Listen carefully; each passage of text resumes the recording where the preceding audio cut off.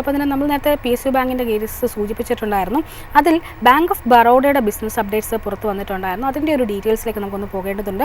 Bank of ബറോഡയെ സംബന്ധിച്ചിട്ട് അവരുടെ അഡ്വാൻസുകളിലാണെങ്കിലും ശരി, ഡെപ്പോസിറ്റ്സിലാണെങ്കിലും ശരി, കൃത്യമായിട്ടുള്ളൊരു വളർച്ച കൈവരിക്കാനായിട്ട് കമ്പനിക്ക് ഈ ഒരു തേർഡ് ക്വാർട്ടറിൽ കഴിഞ്ഞിട്ടുണ്ട് എന്നാണ് ബിസിനസ് അപ്ഡേറ്റ്സ് സൂചിപ്പിച്ചിരിക്കുന്നത്. അവരുടെ ഗ്ലോബൽ ബിസിനസ്സിലേക്ക് മാത്രം പരിശോധിക്കുമ്പോഴേക്കും 12% ഒരു ഇയർ ഓൺ ഇയർ ബേസിലുള്ള വളർച്ച കൈവരിച്ചിട്ടുണ്ട്. ഒപ്പം തന്നെ ഗ്ലോബൽ അഡ്വാൻസ് പരിശോധിക്കുകയാണെങ്കിൽ 14% മുകളിലുള്ള 14% മുകളിലുള്ള ഒരു ഇയർ ഓൺ ഇയർ ബേസിലുള്ള വളർച്ചയും, ഡിപ്പോസിറ്റ്സിൻ്റെ കേസിൽ 10.4% വളർച്ചയുമാണ് കൈവരിച്ചിരിക്കുന്നത്. ഇനി ആഭ്യന്തര തലത്തിലുള്ള പ്രകടനം പരിശോധിക്കുമ്പോഴേക്കും ആഭ്യന്തര തലത്തിലുള്ള വായ്പകളിൽ 13.54% വളർച്ചയും, നിക്ഷേപങ്ങളിൽ 11.13% ഒരു വളർച്ചയുമാണ് കൈവരിച്ചിരിക്കുന്നത്. പ്രത്യേകിച്ചും ഇത് എടുത്തു പറയേണ്ടുന്നത് റിസർവ് ബാങ്കിൻ്റെ ഭാഗത്തു നിന്നും ഒരു റേറ്റ് ഓഫ് ഇൻട്രസ്റ്റ് അല്ലെങ്കിൽ ഒരു പലിശ നിരക്കിൽ ഒരു ഡോവ് സ്റ്റാൻസ് സ്വീകരിച്ചിരുന്നു. തുടർച്ചയായിട്ട് പലിശ നിരക്ക് കുറയ്ക്കുന്ന ഈ ഒരു പശ്ചാത്തലത്തിൽ പോലും ബാങ്കുകൾക്ക് കൃത്യമായിട്ട് നിക്ഷേപം ആകർഷിക്കാനും അതിനോടൊപ്പം തന്നെ വായ്പകൾ കൂടുതലായിട്ട് നൽകാനും ഒക്കെ കഴിഞ്ഞു എന്നുള്ളത് തന്നെയാണ്. ഇതിനോട് വളരെ പോസിറ്റീവായിട്ടാണ് ഇനിഷ്യലി ഇപ്പോൾ ബാങ്ക് ഓഫ് ബറോഡ ഓഹരികൾ റിയാക്ട് ചെയ്തിരിക്കുന്നത്.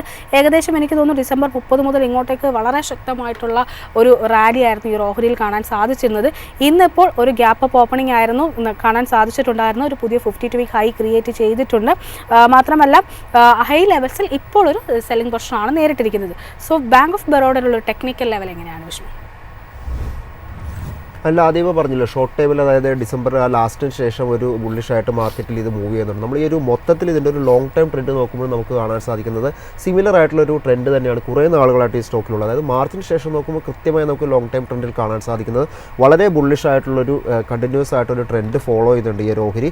പിന്നീട് നമ്മൾ നോക്കുമ്പോൾ സെപ്റ്റംബറിന് ശേഷം ഒരു മന്ത്ലി ട്രേഡ് നോക്കുമ്പോൾ എടുത്ത് പറയേണ്ട ഒരു കാര്യം, ഒരു ഇടിവ് പിന്നീട് അങ്ങോട്ട് വലിയ രീതിയിൽ ഉണ്ടാകാത്ത രീതിയിൽ തന്നെ കണ്ടിന്യൂസ് ആയിട്ടുള്ള ലോങ് ടൈം ട്രെൻഡിൽ ഒരു ബുള്ളിഷായിട്ട് തന്നെയാണ് സ്റ്റോക്ക് ട്രേഡ് ചെയ്യുന്നതായിട്ട് കാണുന്നത്.